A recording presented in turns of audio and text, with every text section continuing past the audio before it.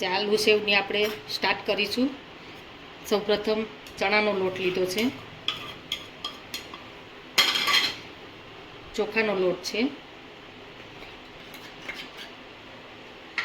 એની અંદર આપણે ડ્રાય મસાલા નાખીશું. 2 ચમચી મીઠું લીધું છે, મેં બટાકા બાફતી વખતે મીઠું લીધું છે. અડધી ચમચી હળદર છે,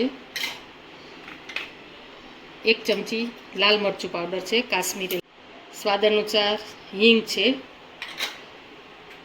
અડધી ચમચી મરી પાવડર છે, એનાથી ટેસ્ટ સારો આવશે. અને આ આપણે 2 ચમચી આમચૂર પાવડર લઈશું. હવે આ બધું આપણે મિક્સ કરીશું કે લોટમાં ભળી જાય બધું મસાલા. આપણે મિક્સ થઈ ગયું છે. હવે એમાં આપણે બાફેલ બટાકા લઈશું.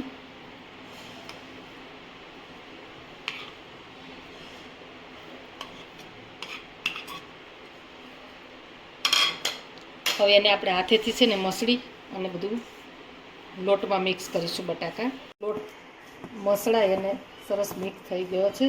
એની અંદર આપણે 2 ચમચી તેલ નાખીશું.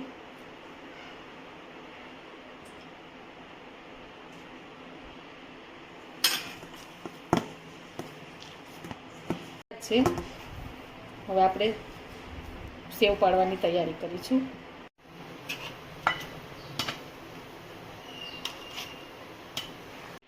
સેવ પાડીશું આપણે. તેલ સરસ ગરમ થઈ ગયું છે.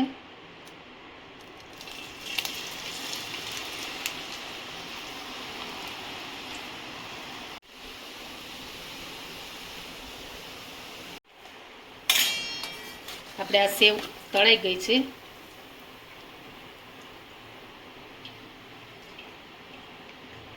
અને આપણે આ ટીશ્યુ ઉપર લઈ લઈશું.